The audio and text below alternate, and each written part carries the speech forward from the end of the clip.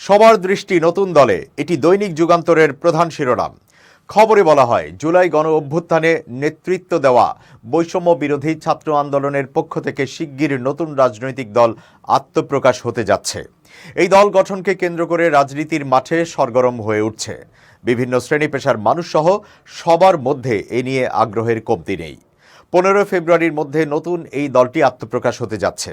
বলা হচ্ছে, সম্পূর্ণ ব্যতিক্রমধর্মী জনপ্রত্যাশা পূরণের প্রতিশ্রুতি নিয়ে আসছে জাতীয় নাগরিক কমিটির এই রাজনৈতিক দল, যার গঠনতন্ত্র ও নির্বাচনী ইশতেহারেও থাকবে বৈচিত্র্য।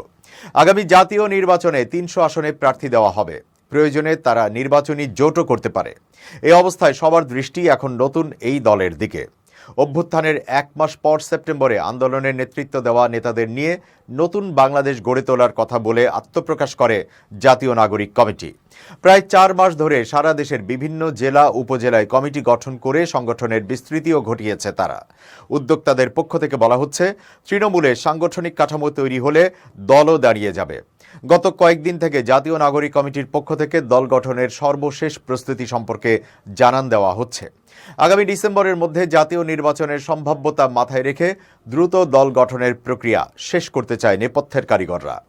রাজনৈতিক বিশ্লেষকদের মতে, বিএনপি, জামায়াত ইসলামী সহ বিভিন্ন রাজনৈতিক দল, সামাজিক, সাংস্কৃতিক এবং পেশাজীবী সংগঠনের মানুষেরও দৃষ্টি এই দলের দিকে। যদিও বাংলাদেশের বাস্তবতায় গত প্রায় 4 দশকে আওয়ামী লীগ, বিএনপির মতো সারা দেশে বিস্তৃত বড় কোনো রাজনৈতিক দল তৈরি হয়নি।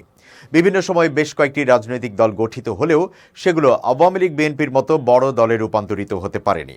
এছাড়া বাম, ডান, জাতীয়তাবাদী থেকে শুরু করে ইসলামপন্থী আদর্শের রাজনীতিও আগে থেকেই উপস্থিত আছে দেশটিতে। ফলে ছাত্রদের নতুন দল নিয়ে এখন সর্বত্র চুলচেরা বিশ্লেষণ চলছে।